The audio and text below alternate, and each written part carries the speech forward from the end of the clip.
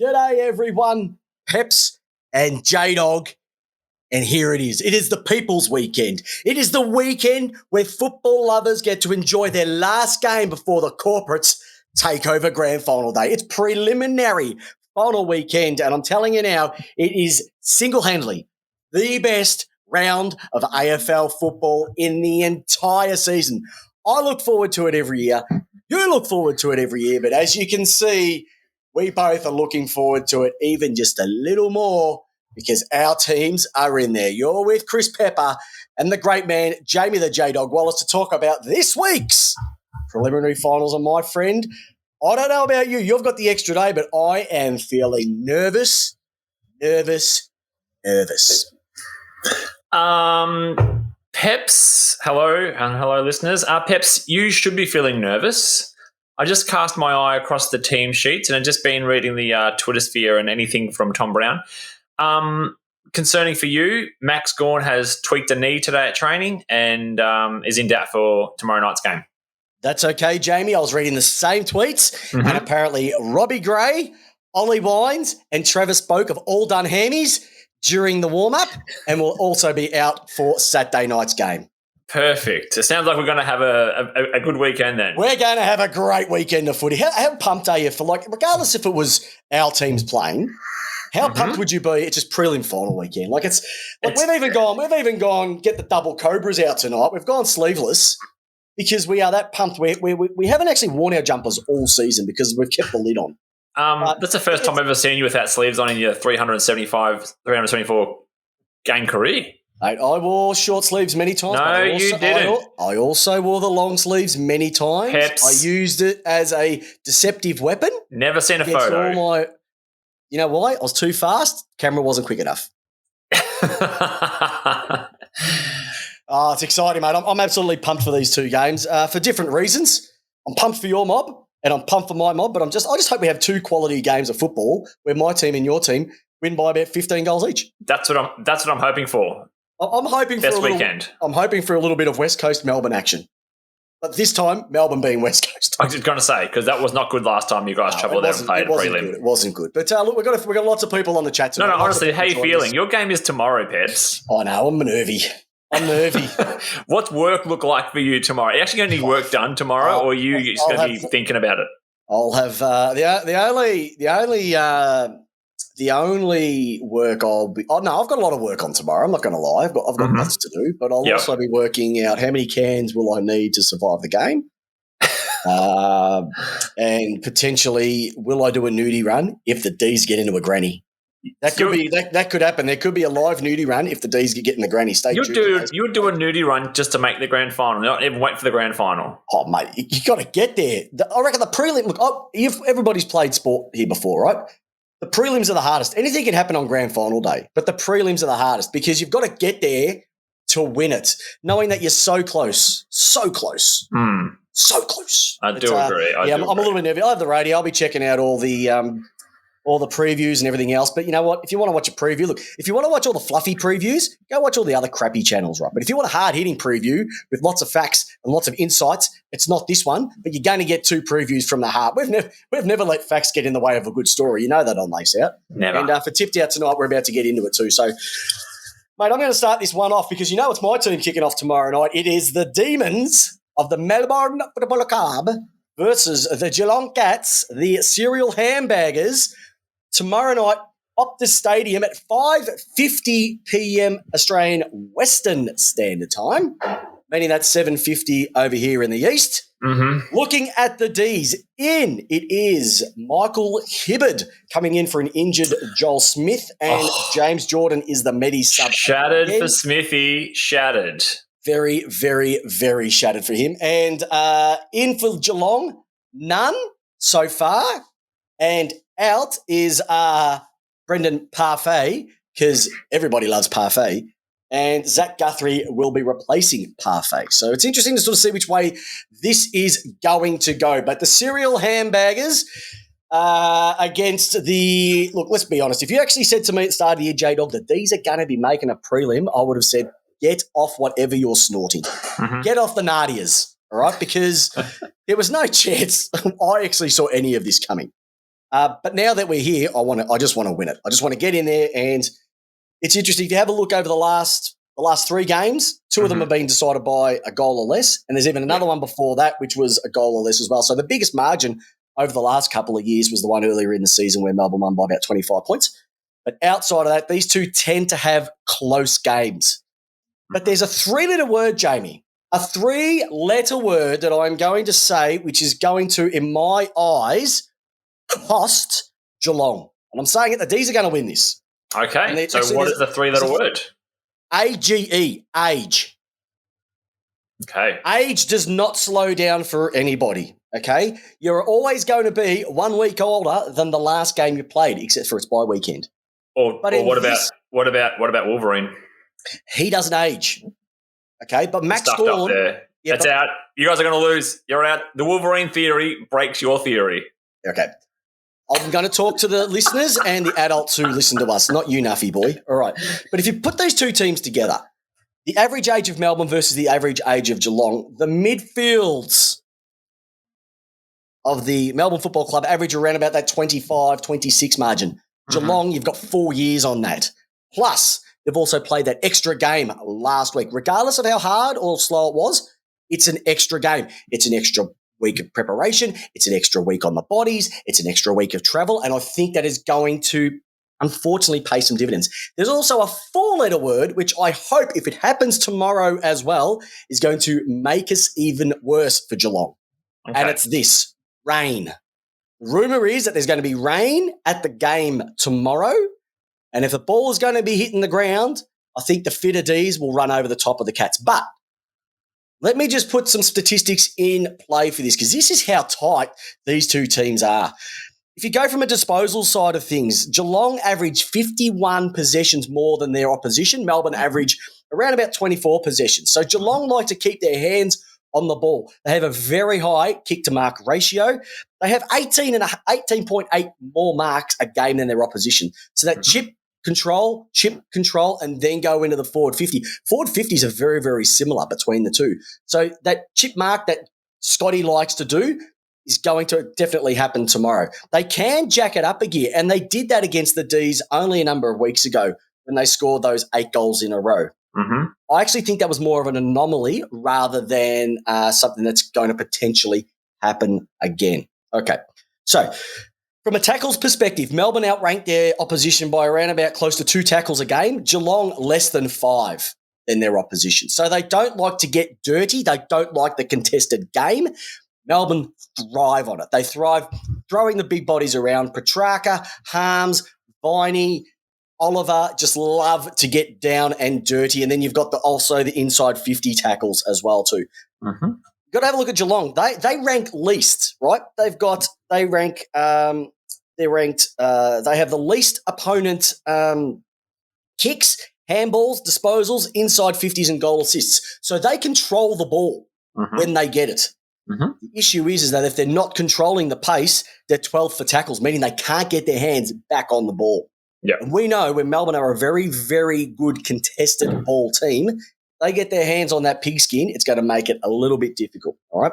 The Ds are ranked first for tackles, hit-outs, opposition points per game. They're the lowest scoring defence in the AFL.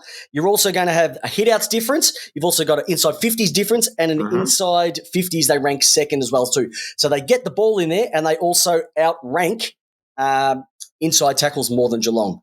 The challenge, though, is Melbourne don't mark a lot around the ground. So they like to run the ball and then hit up position. So run and handball, hit the position rather than kick, stop. And so they rank 13th for that as well too. They also average, they ranked for Geelong around about 650 metres more a game. So even though Geelong have a high possession game, they don't move the ball as much. And I think if Melbourne keep that run and gun going throughout their game, it's going to be really just difficult for, like I said, I'm not doubting the midfield, but they've just got a couple of older bodies. Selwood hasn't been himself.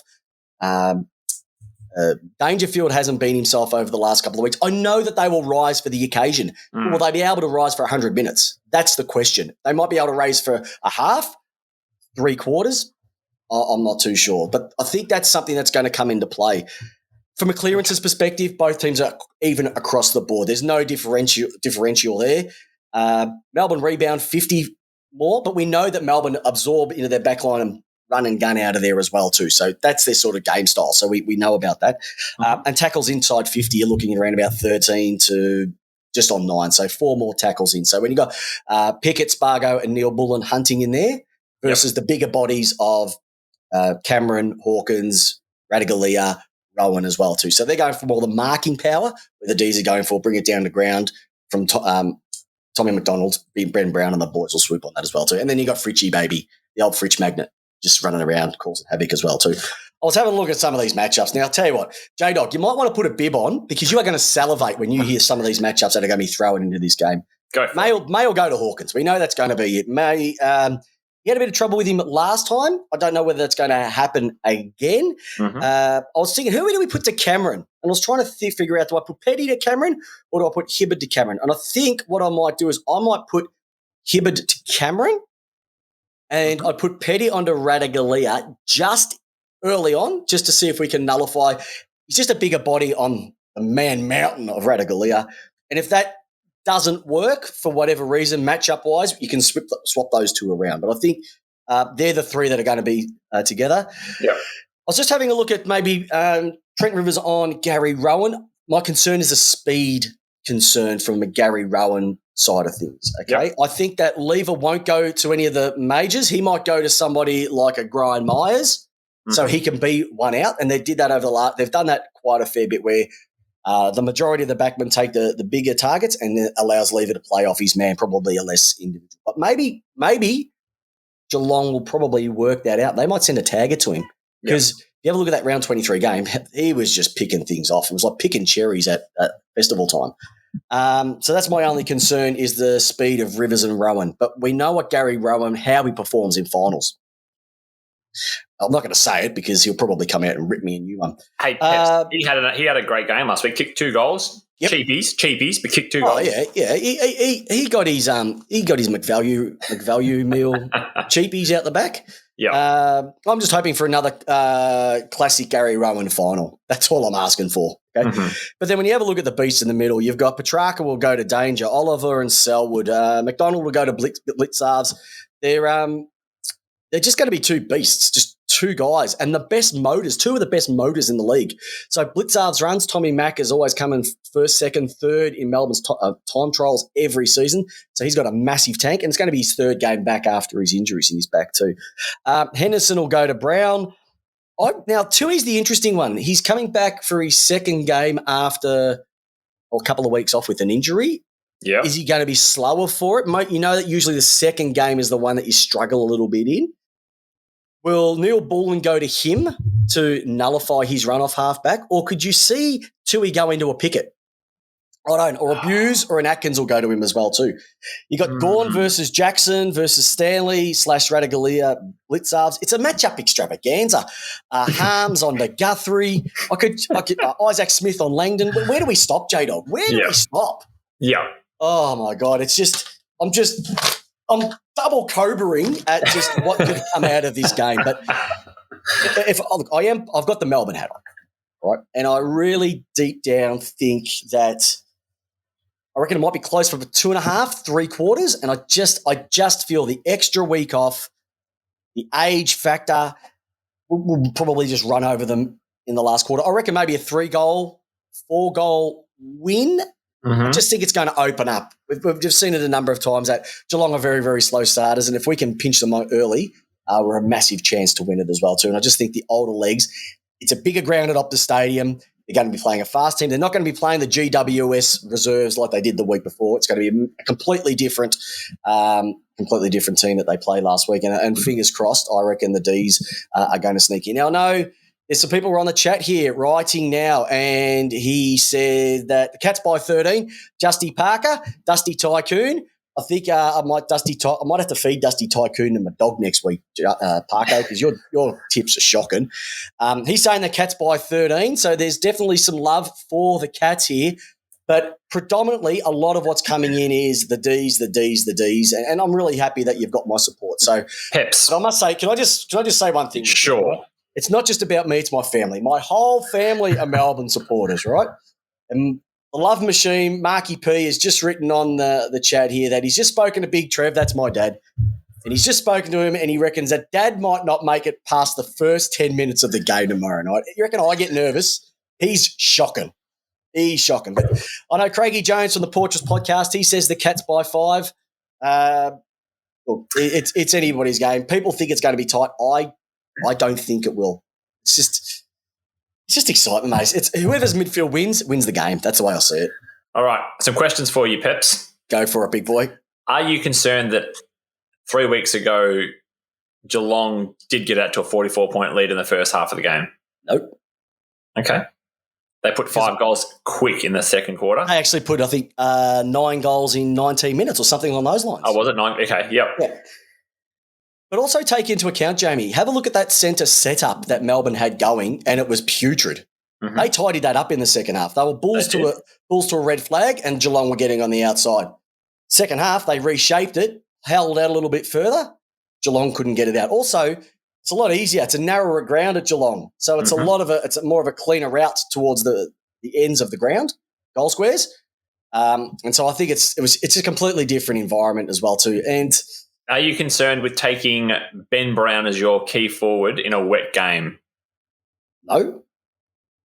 Okay, I'll put it this way. So Ben Brown is our concern. Okay, so in that forward line as well, you've got McDonald, Fritsch, AMB, so Neil Bullen, Spargo, Pickett, Jackson will flow in there. And then you've got goal-kicking midfielders. You've got Petrarca, Oliver, Harms, Brayshaw, Langdon can get the ground ball as well too. If I was looking at Geelong and looking at if the rain comes in, who's their small brigade? They've got Cameron, Hawkins, Radaglia, Rowan. Like, you've got 4 talls down there. Okay, so if they've got 4 talls down there and it does start to rain, we're getting some reports from Trops up here that there is no rain. We could throw this theory completely out. But I just think that if it does hit, once the ball gets to ground, it's going to be a lot easier for Melbourne to pounce on it than I think it will be for Geelong. All right. With another one, mate. I've worked all this out. I've studied the form for at least 7.5 minutes tonight. For the listeners and the watchers of football, what are the danger signs that Melbourne go to when it's not going their way? What are some signs to go, oh, shit, Melbourne are a little bit off here? Second to the ball. Kicking a lot of behinds. If they start kicking a lot of behinds, my phone could go through the wall. I also think that they can get loose. As in loose coming loose out of the back line? They can get loose on their opponents and loose with their disposal as well too. Is that a concern, that Geelong will just play their chippy game? They can play their chippy game as much as they like. And you know what? They played their chippy game with 2 minutes to go in a game a couple of weeks ago, and look how that worked out. So the thing is, they played their chippy game against GWS last week, right? But GWS play a man-on-man defence. So as soon as you've got some space on your man, or one person leaves space, another one can run into it. Melbourne don't play that. Melbourne play a very, very well-structured zone defence. To be able to slice through that is not going to be as easy. What if? Now I'm not. Once again, I'm all on the D's. What if they don't kick to the high balls in the forward 50? What if they keep them lower to a leading Tom Hawkins or to a leading Jeremy Cameron, and don't allow a Lever or a May to come across and intercept? So are you talking like daisy cutters, or are you talking about caterpillar killers? I'm talking like daisy cutters. Oh, well, you can't stop daisy cutters. All right, but that comes down to the midfield. It's not the back line who have to stop that. That means that the midfield are getting too much space and having time to slide those ones in. Melbourne have to be two-way runners, and that's probably one of the things that they've excelled in this year over the last couple of years. Is they used to be a very forward-running team. Now they've got that defensive element into it. They're actually more of a defensive team than the forward. Like, if you told us that 3 years ago that Melbourne would be the best defensive team, we would have gone, "No, are you kidding me? This is Melbourne. We don't know how to defend." Should we talk about 187 again? The only thing, Peps, I think, and you said it before as well, which is awesome, is if Geelong start to get those loose free kicks sort of on the edge of the square, sort of maybe 10 metres back, sort of there, they're going to look for a short 25-metre pass to a leading Hawkins, which will take out Lever and May. Like, what you want is Geelong bombing it. That's what you want. But that all comes down to midfield and forward pressure. Yeah. And that's what it is. I think Melbourne have had the week off. They're primed for this. Oh, absolutely. The thing is that they've been saying that the pressure's all on Melbourne.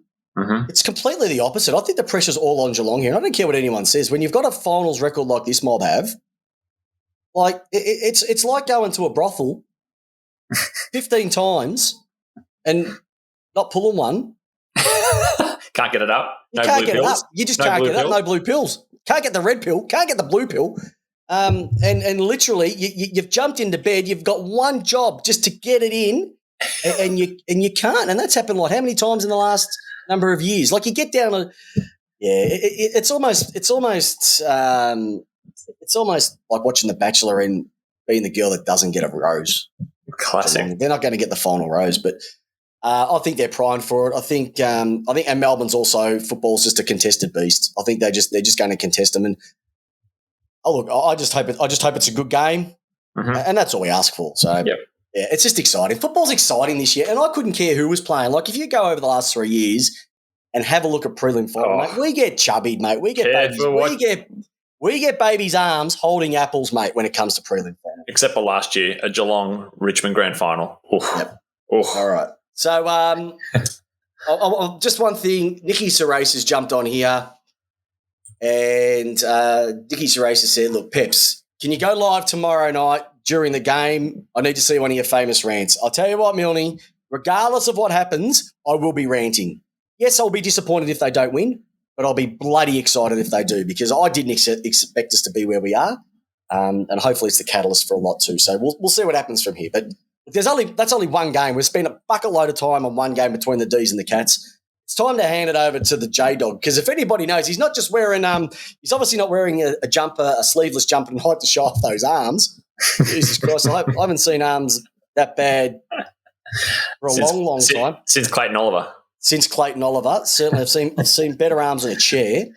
So, J-Dog, take us through your game Saturday evening, the Port Adelaide Power/Magpies versus the Western Footscray Bulldogs, 7:10 p.m. at Adelaide Oval. Absolutely. Take it away, big boy. All right, Adelaide Oval, as Peps has said, 7:40 Melbourne time, 7:10 Adelaide time. So just going through the key lineups here. Out for Port Adelaide is Sam Powell-Pepper. He has been omitted. Dan Houston's playing his 100th game. Amazing job, Dan. Come in across the half-back line there. Winger. Great kick. Absolutely one of those key kids. Just really quickly, Jamie, I think that's the first time a Pepper has ever been eliminated from a finals team. That's how good we are. All right, coming to Western Bulldogs. Much more turmoil in this part here. My goodness. They have had to do it the hard way. A hard game against Essendon down there in the slop at Launceston. They're still whinging about the free kick count. Then up to Queensland for another hard game against Brisbane Lions, where it was a 1 point Nathan Vandermeer who kicked the little dribbler through. Vandermeer. Now, they have had a bit of an injury crisis over the last week. So coming in this week for Western Bulldogs is Stephen Martin, who just needed to come in. He has so underdone. I'm not sure how he get through. He's basically a walking rehab patient. Groin, hip, knee, back. He's got it all. So whether he's going to be right to play, he hasn't played since round 6 or 12 or something during the year. We'll see how it goes. They needed something there to nullify Scotty Lycett and Peter Laddams, because Tim English is in a ruckman at the moment and Jordan Sweet's just sitting there doing sweet FA. I don't know what they're going to do there. And Zane was Corby. A lot better, but he was a lot better in that second half last week. He did make a massive difference in the middle, Tim English. You've got to remember, he got that last clearance. He squared it up. Center. Yeah, he squared it up. With a dodgy free kick. Don't forget that. All right, Zane Cordy also comes in for Western Bulldogs. Going out is Alex Keith, which came through this afternoon. Twanger, another twanger. Twang. So he is the absolute key pillar down there in the back line, and probably the one backman that you would be like not to lose. He is the one that they've lost. So that's a big blow. You've also got Cody Waitman, who got concussed. throughout that second quarter. In the Brisbane game we spoke about Tuesday night, also out. So he is that little, let's talk about the Cozzy Pickett of the Western Bulldogs. Don't say that. There's only one Cozzy Pickett. He is the little one that gets around. He is a pocket rocket, isn't he? He is a pocket rocket. And Lewis Young's been omitted as well. And there's also a bit of an injury cloud over Bontempelli, which is he's playing, he's listed. So let's just go with it from that one there. Yep. Just going through some of these lists here and how it's all going to play out, just my initial thing is, does Western Bulldogs have the quality of cattle to go against Port Adelaide? The greatest thing about the season is we just had a snapshot only about 3 weeks ago, which sort of gave us an idea of where this game could go. Port Adelaide managed to walk away with a 2-point victory after going down by 22 points in the third quarter and sort of looking like it was done, but Port Adelaide kicked the last 3 goals of the game. Some of the key things there, that was the game that we managed to lose Mitch Georgiadis, who's one of our young key forwards. And unfortunately, with Mitch gone, Port does look a little bit more dangerous in the forward line because Mitch Georgiadis, for those Port Adelaide people out there, dynamic, fantastic, flies for the marks, but he does get in the way of Dixon quite a bit. With him gone out of there, Todd Marshall is the whipping boy of Port Adelaide, but he at least stays out of the way of Dixon and allows the smalls to go to work, where with Georgiadis, you had him spoiling Dixon a lot of the time, and then getting in the way. So we'll see what happens there. Port had a very comprehensive win against Geelong as well. So the great thing is Port has had that week off where Western Bulldogs have had to play some pretty tough games there or in tough conditions. Some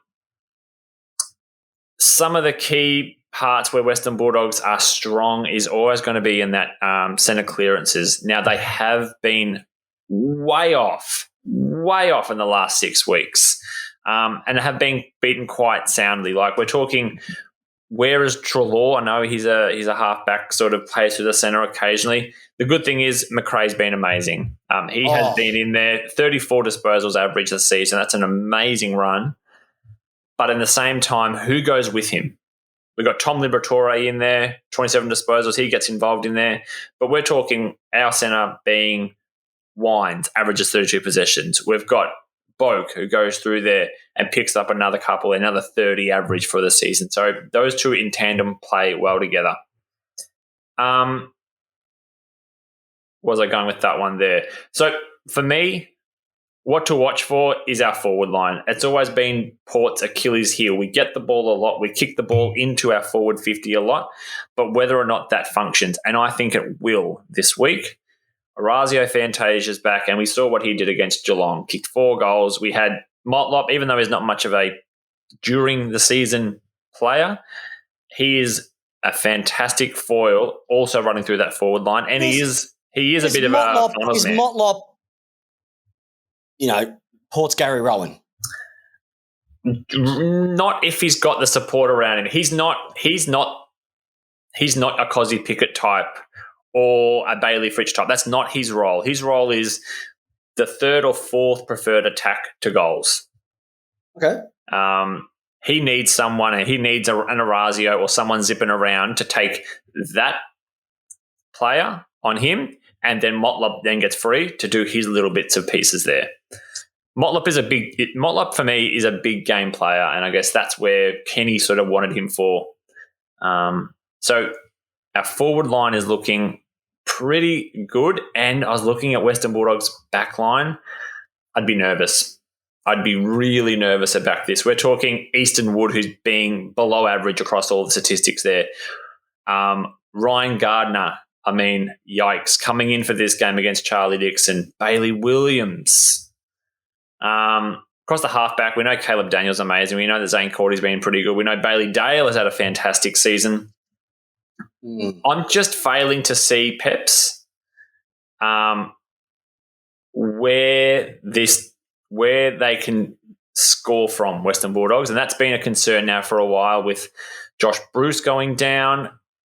We saw they've made a good run at it. They've obviously beaten some teams along the way to get to the prelim. But for me, Peps, it's Port Adelaide who I feel should be comfortable. But there are some things that are going to hold us back. What makes me nervous is all the planets have aligned that Port Adelaide should walk this one in. That makes me nervous. You should walk this one in. You should be over by half time. It's an 8-letter word that basically tears apart everything, and that is the word underdog. So if someone's an underdog, it just ruins everything. I just need to throw this one at you, J-Dog. Sure. One of our loyal listeners, Roscoe the Donk Bartlett. Good luck, guys. If you need any advice on prelims, just ask, okay? Massive Richmond man. All I have to do is just ask him and say, can you tell me, should we play like Richmond in the 2017 prelim or should we go 2018 prelim? Is somebody going to come out and do a Mason Cox on you this year? Could somebody come – could someone like a Josh Shackey come out and have an absolute blinder against you? It's not and he'd be the 2020 Mason Cox. Will Mitch Hannon be the 2021 Mason Cox? Will Adam Treloar, after everything he had last week, be the 2021 Mason Cox? Because you should literally walk this game in, and that's what happened that year. It's not unlike Port to do that to themselves. The only people who can beat Port this week, looking at those team lists there, is Port Adelaide. They're the only team that can beat themselves. Yep. The centre's looking better. They don't get more clearances, but they get hit-outs and they get more stoppage clearances. Their inside 50 has been more damaging, especially the last 6 weeks. They get their hands on it more. They do more possessions, more kicks, more marks. That's not Western Bulldogs' game. And we've also got the big, beautiful halfback there, Alir, who is going to take an average. Averaging six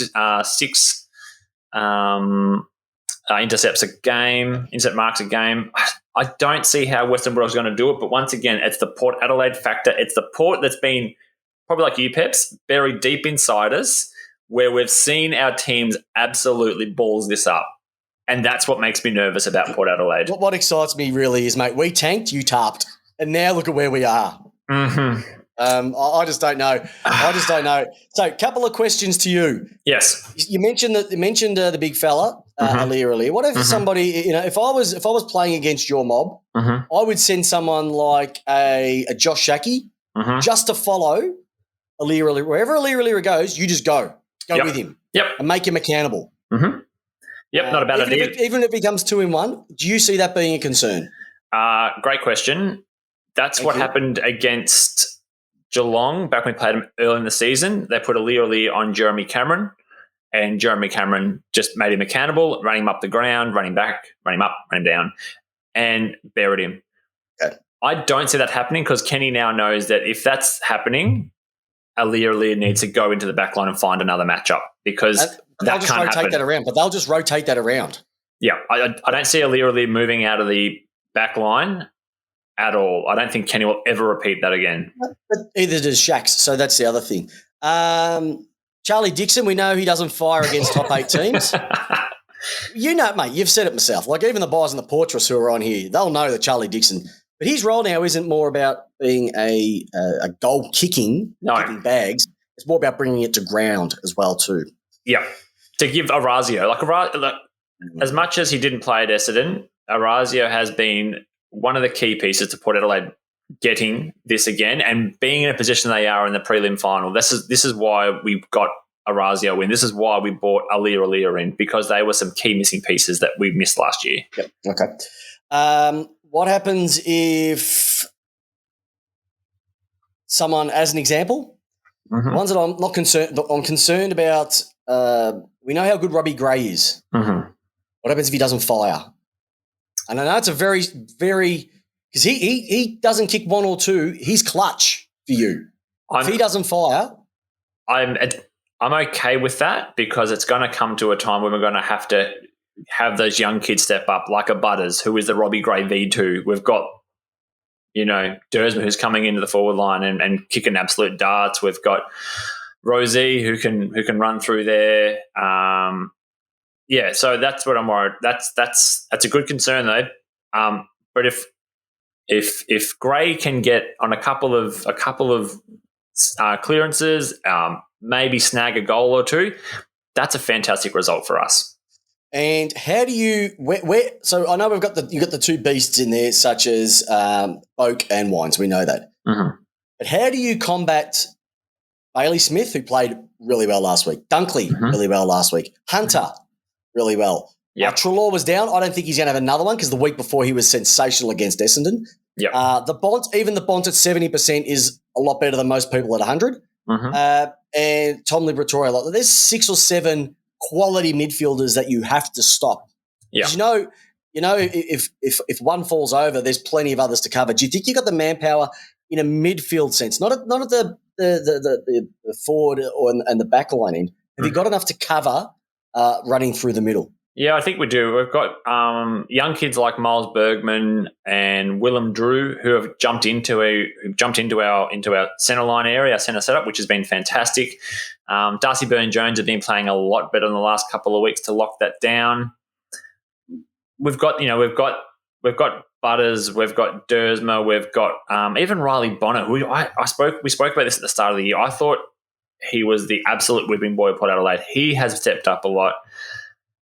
And I think for us, what we have are players that are just as damaging, that if we start getting first use of the ball, which I fully expect us to do with the combination of our rucks, that's going to be more damaging. Attack better than defence. Alrighty. So I'm going to ask you the magic question right now, J-Dog. Mm-hmm.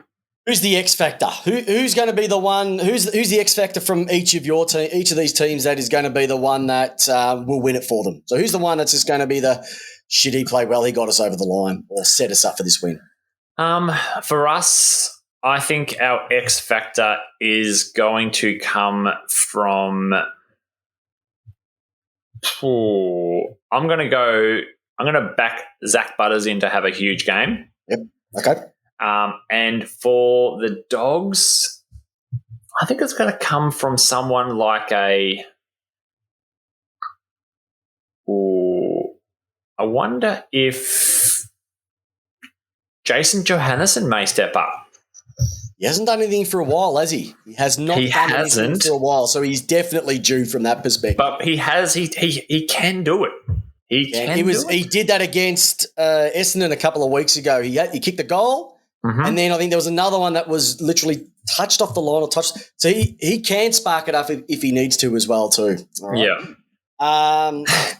Mate, so prediction, give me your points. And listeners, right now, give us a point. Who's it going to be and why?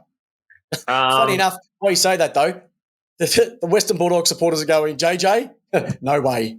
I just... no JJs. Trade him.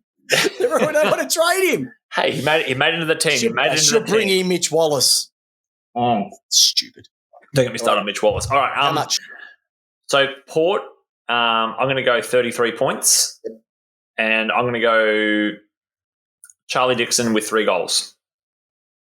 Interesting. Okay. So for your game, and we'll reverse this in a moment. For your game, I actually think it could be I think the games could be very similar. I think the Dogs have got a lot to play for. I just wonder if they've spent enough petrol tickets. And what I do think is this: if they play like they did last week, it's going to be massively close. Okay, and if they do sneak through, whoever makes it out of the Geelong Melbourne game will win it. Win the flag. Yeah. All right. But if your guys get through, it's going to be competition. Because I just think that Bulldogs can go 3 weeks. I just don't think they can go 4.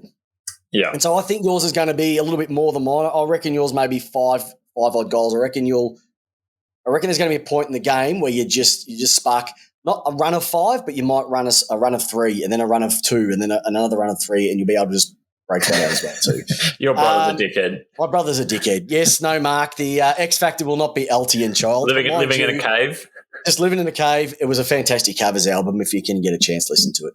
What about my game, mate? Who are you tipping and by how much? I'm going to go the D's because I've been on the D's all season, Peps. I've been loving it, and I'm going to go them by. It's a tight one. It's a real tight one, Peps. I'm going to go less than 10, mate. I'm sorry. 10 goals? 10 points. I'm sorry. It's not where he wants to spend your Friday night stressing out, but they're just tight. They're just tight games. They're just tight games, and that's why they're the best games. All right, listeners and viewers. We've got some coming through just before we finish up. We've got some on the chat coming through. Port by 4 points, Port by 31, Port by 28. That's coming from a Doggy supporter, so I think he's he's got a first-class seat on Mark Neal's reality bus. The D's by 53, Port by 30. Just keep dropping them in. I hope it's a good win for us. And can I tell you what? Stress less. Listeners, can you do us a favour? Here's what you can do, right? If the planets really align and Melbourne and Port make the grand final, because if it does happen, we want you to contact the front bar. We want you to contact the Herald Sun. We want you to contact media outlets and contact everyone, because you know what? It'll make the paper. These two guys run a podcast. They've been doing it for 4 years, and their teams are in the final. It would be berserk if it actually happens. But let's cross that bridge when we get to it.